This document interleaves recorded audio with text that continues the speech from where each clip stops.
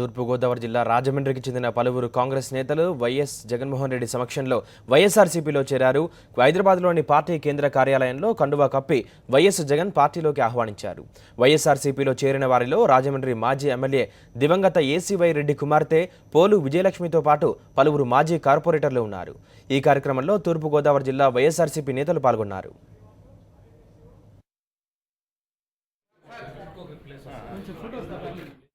YSR Congress party యొక్క ఆశయ సిద్ధాంతాలకి ఆకర్షితులయ్యి రాజమండ్రి పట్టణంలో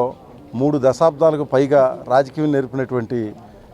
తలపండిన రాజకీయ నాయకుడు ఏసీవై రెడ్డి గారు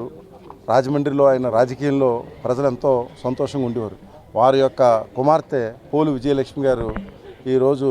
మరి రాజమండ్రిలో ఉన్నటువంటి కార్పొరేటర్సు, అలాగే రాజమండ్రిలో ఉన్న వివిధ విభాగాల అధ్యక్షులు, అలాగే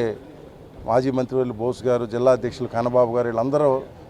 యొక్క ప్రోత్సాహంతో ఈరోజు వైఎస్ఆర్ కాంగ్రెస్ పార్టీలో వారు చేరడం జరిగింది.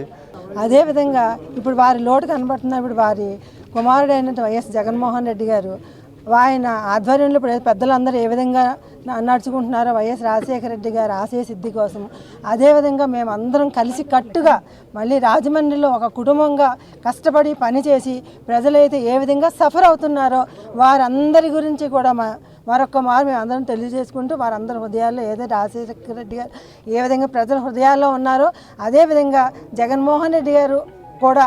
మేమందరం కలిసి వారిని తప్పకుండా సీఎం చేయాలన్న ఆశయ సిద్ధితో మేమందరం కలిసికట్టుగా రాబోయే 2 సంవత్సరాలు కూడా ఇదే విధంగా ఇదే స్ఫూర్తితో మేము కష్టపడి పనిచేసి ఆయన సీఎం అయ్యేదాకా కూడా మేమందరం నిద్రపోకుండా